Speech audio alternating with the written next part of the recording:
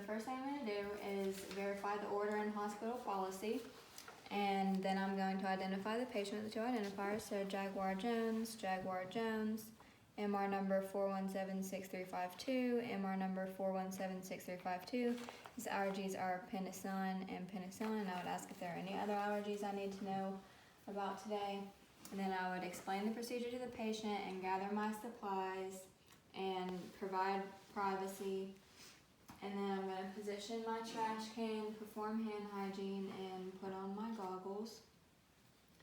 And now I'm going to raise the bed to a working height and lower the side rail and position the patient comfortably. Now I'm going to say the 3 principles of selecting a vein. So I would make sure that it was at the most distal point and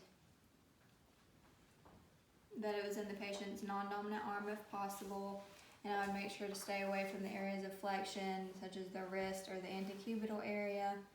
And 3 principles for fostering venous distension are to lightly stroke the vein or apply warmth to the vein to promote vasodilation, or have the patient dangle their arm or put it in a dependent position to promote blood flow. So now I'm gonna clean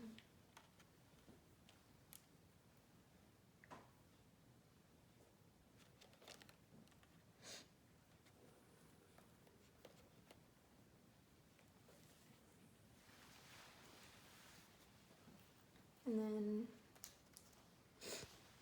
apply the saline.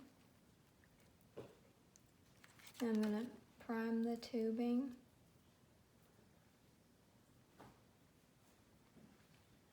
And loosen the cap.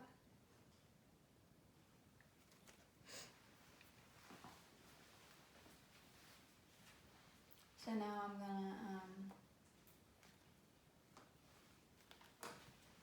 to apply the tourniquet to the patient's arm, 4 to 6 inches away from the insertion point.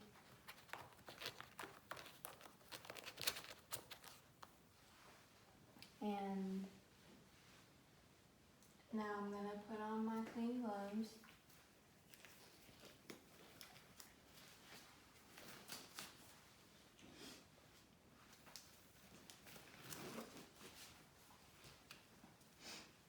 And I'm going to clean the patient's arm.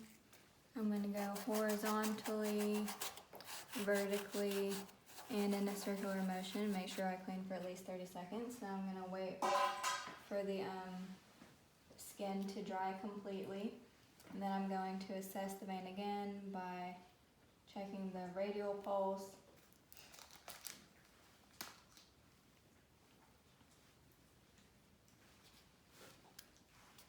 Now I'm going to anchor the vein below where I'm going to be inserting, and then I'm going to insert at a 10 to 30 degree angle, looking for blood flow. When I see blood flow, I'm going to lower the needle and go in another 1/4 of an inch, and then I'm going to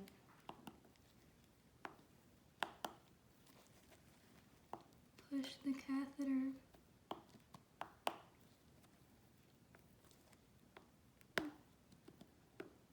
all the way to the skin. And now I'm going to pop the tourniquet and apply pressure above 1 inch and a 1/4 above the catheter, and then dispose of the stylet in the sharps container. And now I'm going to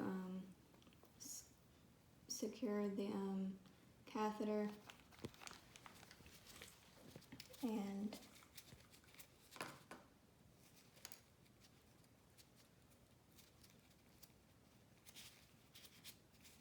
remove the cap.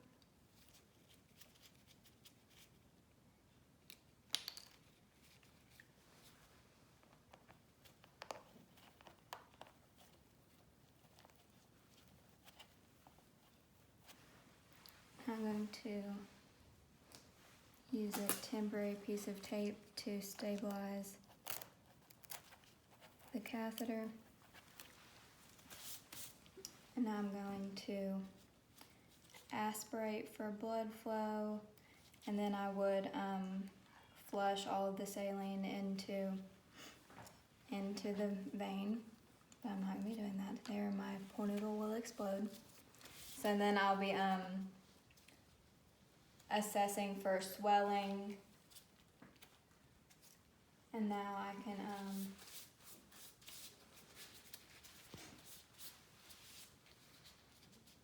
apply the tegaderm.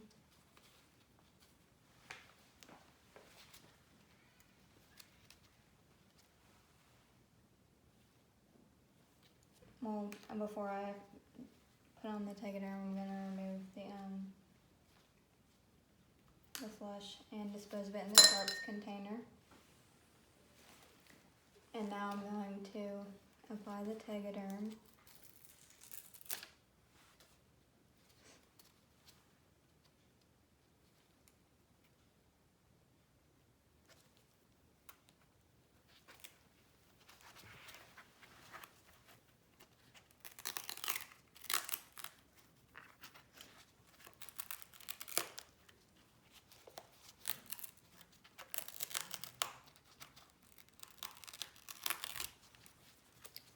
And then I would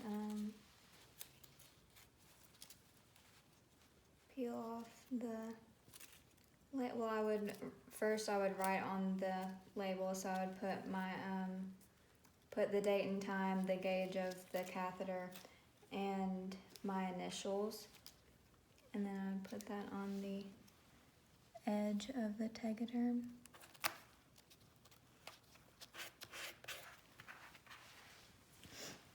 So now I'm going to remove my temporary tape and then make sure that the tubing is going in the direction of the fluids that it'll end up being attached to. And now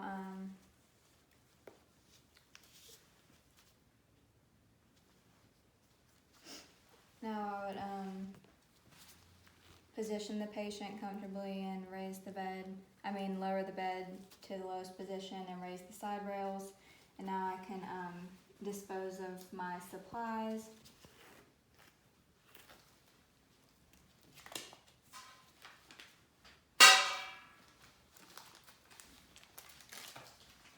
And remove my gloves.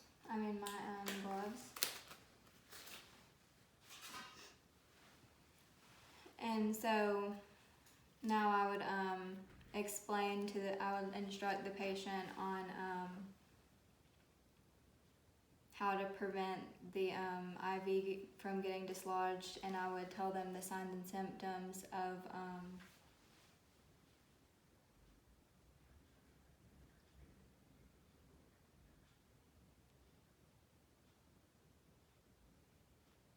just tell them the signs and symptoms of it being dislodged, or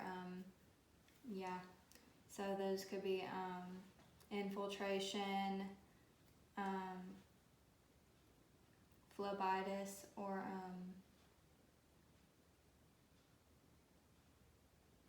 inflammation.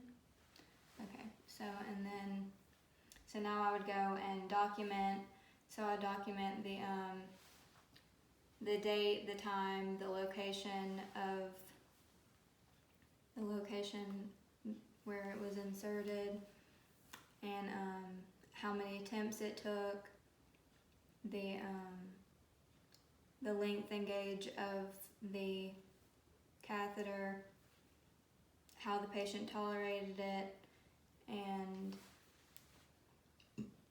the presence of the saline lock or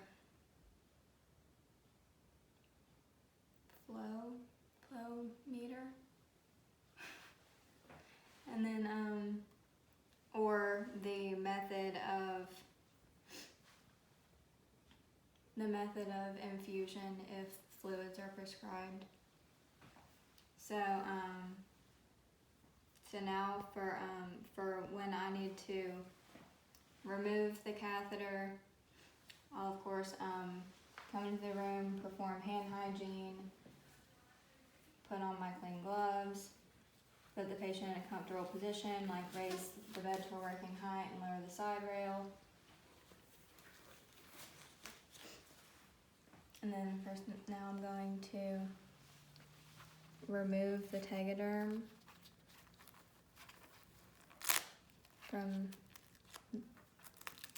going towards the point of where the catheter inserts.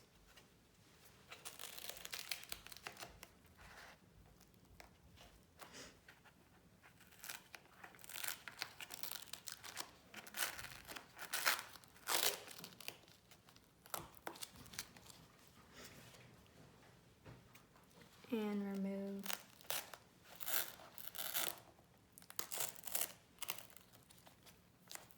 other tape.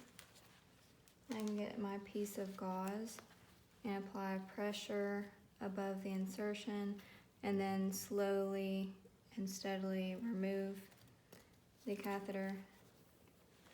And then I would inspect the intactness of the catheter tip and then dispose of that. And then I'll get my piece of tape and tape the gauze to the patient's arm. So when I removed it, I would also assess for any redness, pain or tenderness, swelling, or inflammation.